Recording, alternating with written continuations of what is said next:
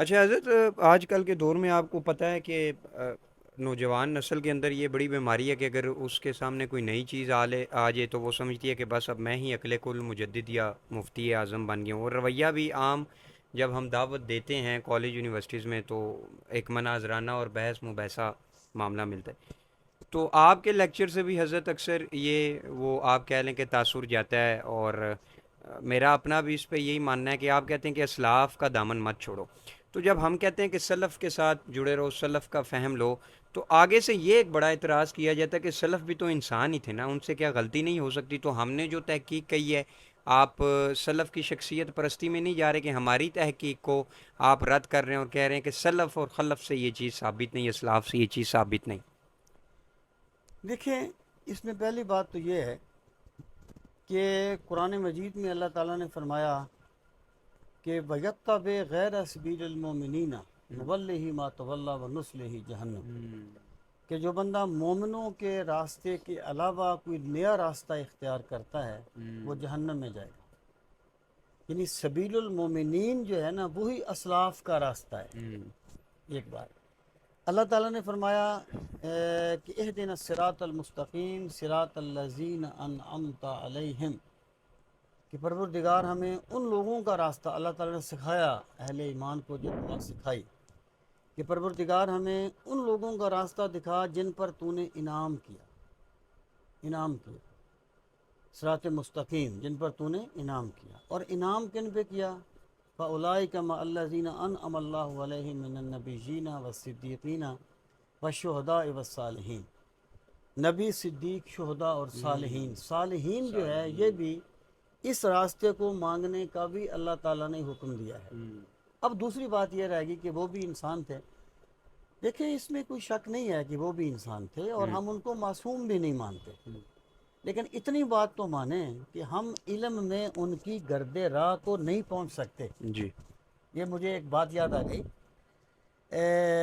حکیم نور الدین بیروی، جی مرزا قادیانی کا پہلا جی خلیفہ جی تھا، پہلے. اس نے خط لکھا پیر میرے علی شاہ صاحب کو کہ امام ترمذی نے جس حدیث کے بارے میں کہا ہے کہ یہ صحیح ہے، ہوں تو کیا ہم تحقیق کر کے یہ ثابت نہیں کر سکتے کہ وہ صحیح نہیں ہے؟ ہوں آپ نے فرمایا پہلے امام ترمذی جتنا علم حدیث لیا اور ہوں پھر بعد میں تبصرہ کر لینا. اللہ اکبر. تو میں یہ عرض کروں کہ کیا اب کوئی بندہ کہہ سکتا ہے کہ میرا جو علم ہے وہ امام راضی جیسا ہو گیا ہے یا قرطبی جیسا ہو گیا ہے؟ یعنی کیا اردو کتابیں پڑھ کے جی وہ مفکر بننے عربی اور والے؟ فارسی سے بھی. ایکچولی یہ جو سوچ ہوتی ہے نا، جس حضرت علی المرتضیٰ کرم اللہ تعالی وجہ الکریم فرماتے ہیں کہ علم آنے کی علامت یہ ہے کہ بندہ سوچتا ہے کہ میں کچھ نہیں جانتا. اللہ اکبر. تو یہ جو سوچ ہوتی ہے نا کہ جو میں نے سیکھ لیا ہے اور میں نے منفرد سیکھ لیا ہے، یہ بذات خود گمراہی ہے. یعنی بندے کو یہ چاہیے کہ دیکھیں نا، ایک پوری ایک مثلا مرزا قادیانی نے جب نبوت کا دعویٰ کیا، قرآن و سنت کے دلائل تو اپنی جگہ پر، لیکن وَيَتَّبِعْ غَيْرَ سَبِيلِ الْمُؤْمِنِينَ کو چھوڑ کے اس نے دوسرا راستہ اختیار کر لیا مومنوں کے راستے کے علاوہ. یہ چیز اس کے کافر ہونے کے لیے کافی. ٹھیک ہے، تو اس لیے یہ بات کہہ دینا کہ جی وہ ہم نے کب کہا کہ وہ انسان نہیں ہوتے، وہ انسان. اچھا، تو دوسری بات یہ اختلاف بھی ہوتا ہے، ان میں بھی اختلاف ہو جی جاتا صاحب. ہے، لیکن شاذ بات کو اختیار نہیں کیا جاتا، ایک اتفاق والی بات کو جی اختیار کیا جاتا ہے. یعنی جو ہوتے ہیں نا اصل علماء جو ہوتے ہیں وہ شاذ باتوں کو چھیڑتے ہی نہیں ہیں. وہ کہتے ہیں ٹھیک ہے یار، ان سے ہو گیا، ان سے اتفاق نہیں کیا گیا. مطلب دیکھیں نا، اگر اس کے مقابلے میں وہ اس سے بڑے بندے کی بات لے لوں تو میں نے اس کی کوئی گستاخی تو نہیں کی نا. بے شک. اس لیے نا یہ سوچ بڑی خطرناک ہے. یہ سوچ ادھر ایک صاحب ہیں، میں کبھی کبھی ان کے پاس بیٹھتا تھا، آپ کو بڑا عرصہ ہو گیا کبھی نہیں گیا. میں انہیں کہتا تھا کہ جمہور کا یہ میں نہیں مانتا جمہور کو، اچھا. میں نہیں مانتا جمہور کو. میں نے انہیں کہا کہ حضرت جو آپ نے سمجھ لیا ہے وہ پوری امت کو سمجھ نہیں آیا. یہی تو بات ہے غور کرنے والی. اس لیے یہ سوچ جو ہے نا یہ بڑی خطرناک سوچ ہے اور غلط سوچ ہے. اچھا. مطلب یہ ہے کہ ایک راستہ بنا ہوا ہے. دیکھیں نا، میں آپ کو ایک مثال دیتا ہوں. اب ہم ایک جگہ پر بیٹھے ہوئے تھے تو ایک صاحب کہنے لگے کہ جی یہ اماموں نے خام کا لوگوں کو الجھا دیا ہے، اور کوئی کہتا ہے جی ایک مجلس میں 3 طلاقیں دی تو 3 ہوں گی، کوئی کہتا ہے جی 3 دی تو 1 ہوگی، اور ہمارے امام جعفر صادق صاحب صادق علیہ السلام نے بھی اسی طریقے سے مختلف. تو میں نے کہا مجھے ایک بات بتائیں کہ اگر کوئی بندہ نماز میں بات کر لے تو اس کی نماز ٹوٹ جائے گی؟ اس نے کہا ٹوٹ جائے گی. وہ کہتا تھا اماموں نے الجھا دیا ہے، بندہ خود مسئلے مستنبط کرے قرآن اچھا. و سنت سے. میں نے کہا اچھی بات. میں نے کہا اب بتا نماز ٹوٹے گی نا تیری؟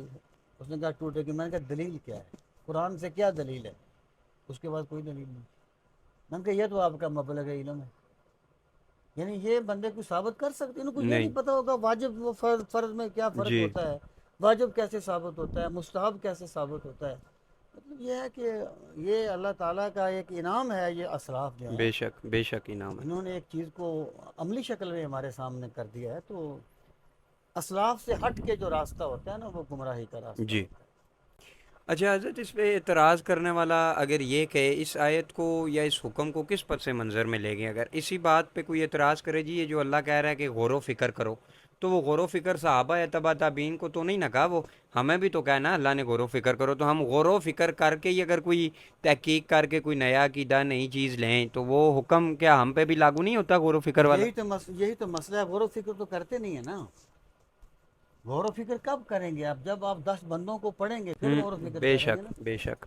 اصل بات یہ ہے یہاں غور و فکر کہا گیا ہے نا. غور و فکر سے مراد ہے کائنات میں تدبر کرنا اور معرفت الہی حاصل کرنا. اللہ.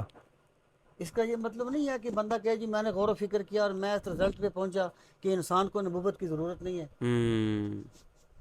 جو بندہ اگر ایک بندہ یہ کہہ دے کہ جی تم کہتے ہو کہ جی مطلب یہ ہے کہ شروع سے اللہ تعالیٰ اپنے نبیوں کو بھیجتا، میں تو اس نتیجے پر پہنچا ہوں کہ وہ بھی تو انسان تھے نا جو کہتے آئے ہیں، میں تو نہیں مانتا، اس کو اب کیا کہوں گے.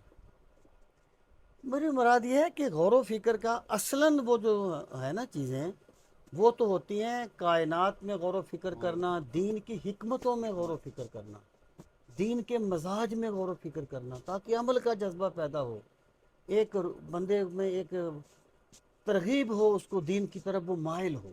یہ ٹھیک ہے. تو باقی اگر کوئی وہ پہلے پڑھ تو لے سب کو پھر وہ غور و فکر کرے تو بات ہے. اب اگر ایک بندہ جو ہے وہ مطلب یہ ہے کہ اس کا علم تو سارا سینہ بسینہ ہے اور پھر وہ بیٹھ کے غور و فکر کرتا ہے، اس کا رزلٹ کیا نکلے گا؟ اس لیے غور و فکر سے یہ مراد نہیں ہے.